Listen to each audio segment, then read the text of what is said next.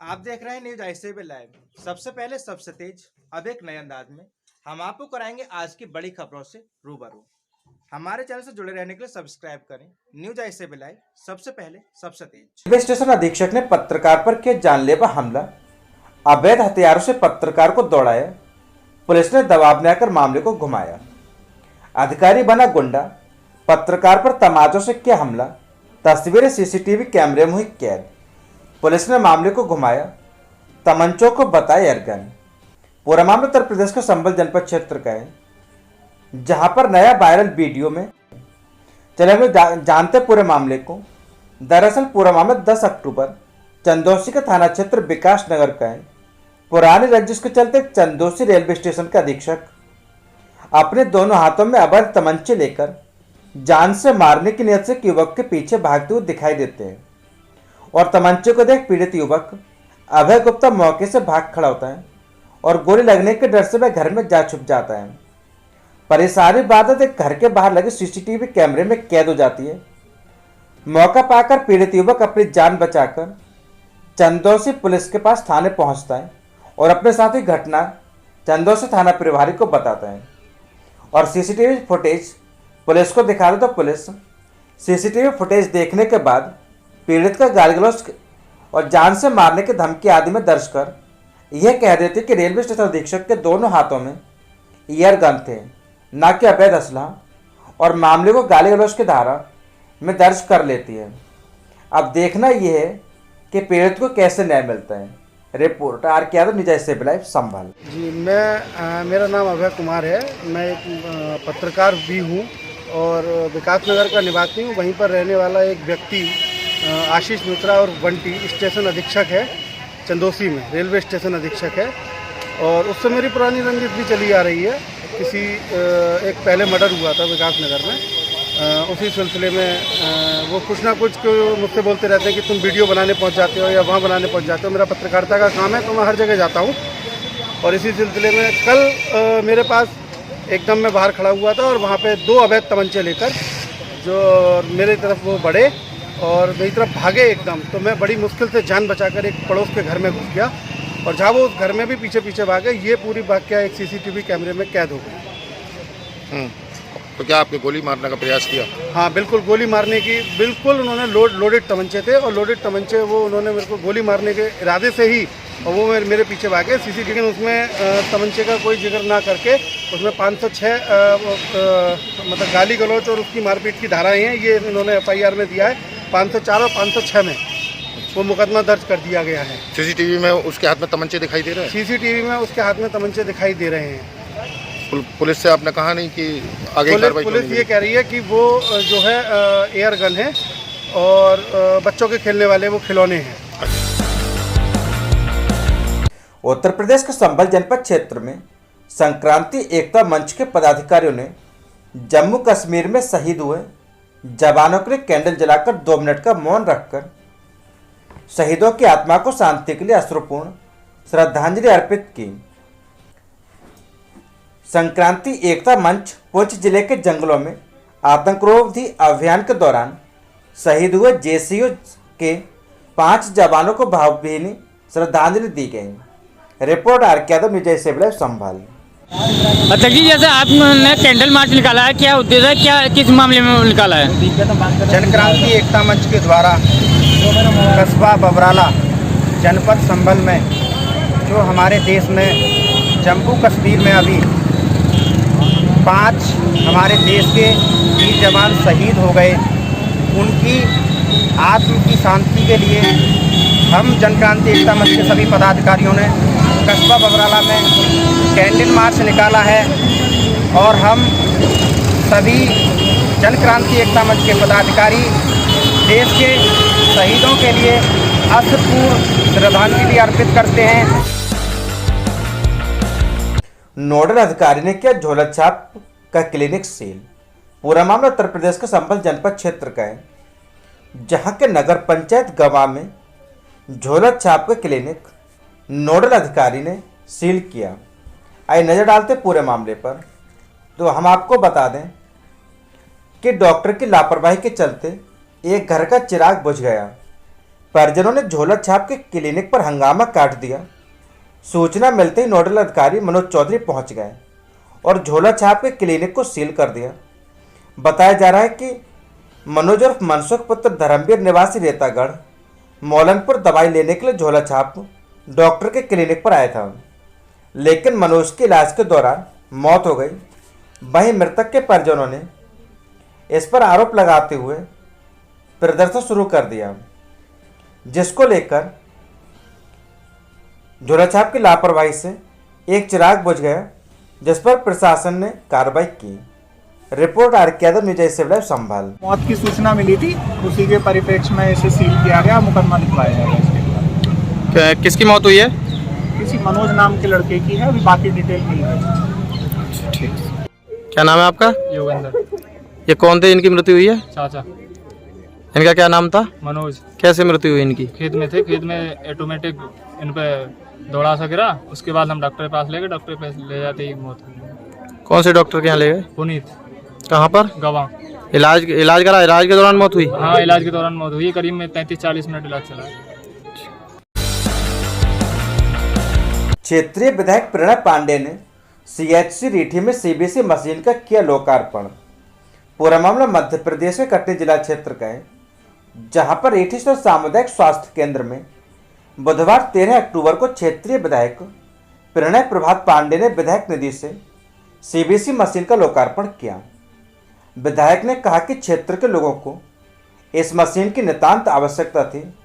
अब जरूरतमंद मरीजों को बाहर नहीं भटकना पड़ेगा।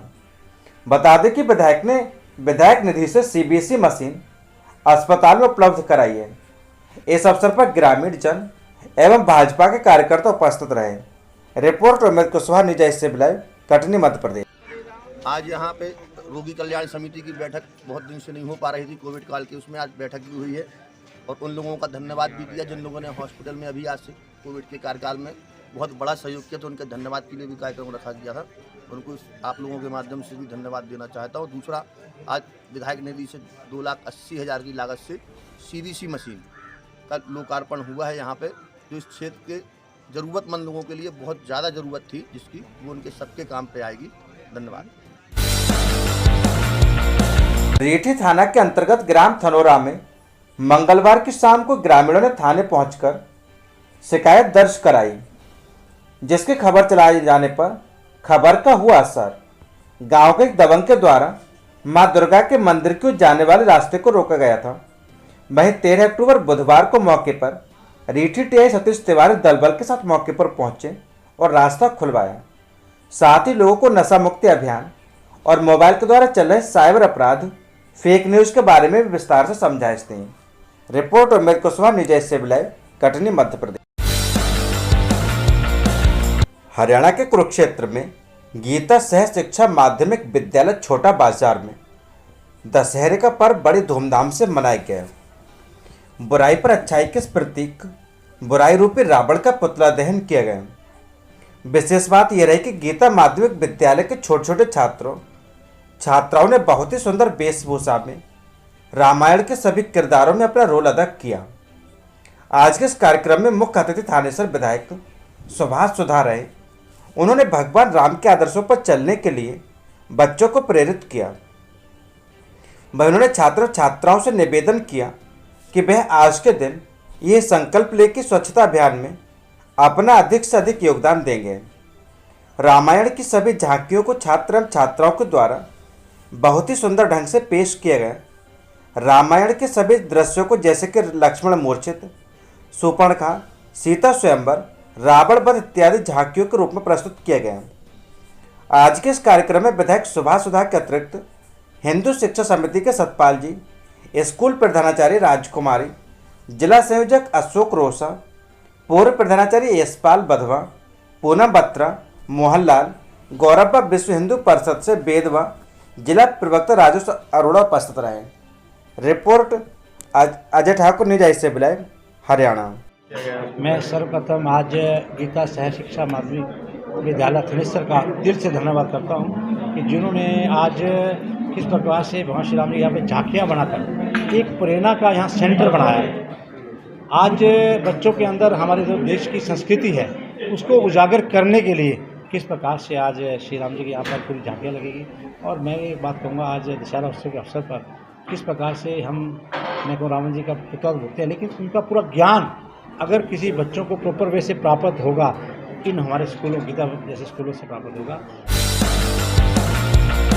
प्रदेश के बरेली जनपद के तहसील आंवला के क्षेत्र सिरौली के गांव शिवपुरी में भगवान श्री राम की बारात में हिंदू जागरण मंच के पदाधिकारियों को भगवान श्री राम की स्वरूप की आरती में रहने का सौभाग्य प्राप्त हुआ। इस परम शुभ अवसर पर हिंदू जागरण मंच के जिला महामंत्री जयदीप पारासरी, जिला प्रचार प्रमुख सुनील सौरभरी, आंवला थाना संयोजक तुलसी हिंदू, नगर उपाध्यक्ष राकेश सिंह, थाना सह संयोजक श्याम सिंह, सिरौली संरक्षक अमित मिश्रा, ओमेंद्र सिंह चौहान, सोनू सिंह, युवा वाहिनी नगर महामंत्री आंवला एवं रामलीला कमेटी के सभी पदाधिकारी उपस्थित रहे। रिपोर्ट एसपी शर्मा, न्यूज ऐसे विलाय बरेली। पुलिस का घेरा तोड़कर भागे गौ तस्कर, पुलिस पर की फायरिंग कर भाग निकलने में हो सफल। पूरा मामला उत्तर प्रदेश के बरेली जनपद के सिरौली का, जहां पर मुखबिर की सटीक सूचना पर पुलिस द्वारा सिरौली में बैरियर लगाकर पशु तस्करों को पकड़ने की कवायद की गई, जिसको धता बताते हुए तस्करों की पशुओं भरी गाड़ी पुलिस का बैरियर तोड़कर रामपुर की ओर बेदाग निकल गई। इसके बाद पुलिस द्वारा पीछा करने पर तस्करों ने रामपुर की सीमा में घुसते ही पुलिस पर अंधाधुंध फायरिंग शुरू कर दी और पशुओं भरी गाड़ी छोड़कर जंगल में लापता हो गए। पशुओं से भरी गाड़ी पुलिस ने अपने कब्जे में ले ली और पशु तस्करों के खिलाफ पुलिस ने मुकदमा दर्ज कर लिया। जानकारी के मुताबिक बीती रात करीब 1 बजे मुखबिर ने पुलिस को सूचना दी कि एक स्कॉर्पियो गाड़ी अलीगंज से आ रही है, जिसमें 4 गाय बांधकर बधे तो रामपुर ले जाई जा रही हैं। सूचना थाने के एसआई सीताराम यादव, कांस्टेबल मोहित चौधरी एवं कांस्टेबल इकबाल ने कस्बे की सारी पुलिस बुलाकर थाने के सामने बैरियर लगाकर घेराबंदी कर ली। जैसे सामने से गाड़ी आती दिखाई दी, बताते जब तक पुलिस सफल पाई तब तक पशु तस्कर गाड़ी की टक्कर से बैरियर तोड़कर रामपुर दिशा में निकल गए। पुलिस ने अपनी गाड़ियों से पीछा किया, तब तस्करों ने रामपुर की सीमा में प्रवेश कर गाड़ी रोककर पुलिस पर अंधाधुंध फायरिंग शुरू कर दी और अंधेरे का लाभ उठाकर तस्कर जंगल में गायब हो गए। पूरी थाना पुलिस ने जंगल घेरकर घंटों तस्करों की तलाश में कामबिंग की, लेकिन नतीजा शून्य रहा। आखिर में हार थककर पुलिस पशुओं से भरी स्कॉर्पियो थाने ले आई, जिसमें 4 गाय मरणासन हालत में बंधी हुई थी, जिन्हें उपचार हेतु पशु चिकित्सा केंद्र भेजा गया। कोतवाल राजेश कुमार ने बताया कि पशु तस्करों के खिलाफ पशु अधिनियम के तहत मुकदमा दर्ज कर लिया गया है तथा पशु तस्करों को शीघ्र ही गिरफ्तार कर जेल भेजा जाएगा। रिपोर्ट एसपी शर्मा, न्यूज ऐसे विलाय बरेली। उत्तर प्रदेश के शाहजहांपुर के खुटार क्षेत्र में हंसपुर गांव में हुआ विशाल दुर्गा जागरण का आयोजन। आपको बता दें कि श्याम दीवाना एंड पार्टी गोरखपुर के द्वारा सुंदर सुंदर भजनों व मनोहारी झांकियों ने भक्तों का मन मोह लिया।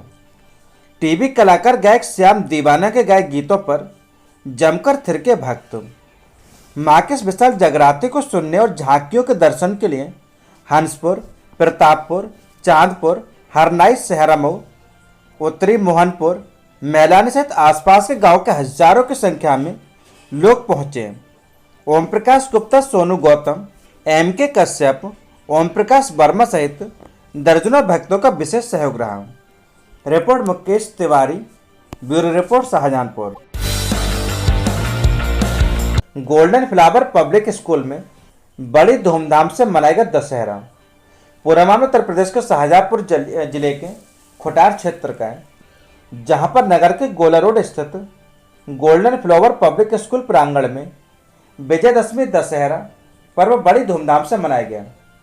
छात्रों ने रामलीला का मंचन बड़े सुंदर तरीके से कर उपस्थित जनों का मन मोह लिया। बुराई के प्रतीक लंका के राजा रावण के पुतले का दहन किया। विद्यालय के प्रबंधक हरदेव सिंह सिद्धू व शिक्षकों ने मर्यादा पुरुषोत्तम भगवान श्री राम के विषय में बच्चों को जानकारी दी।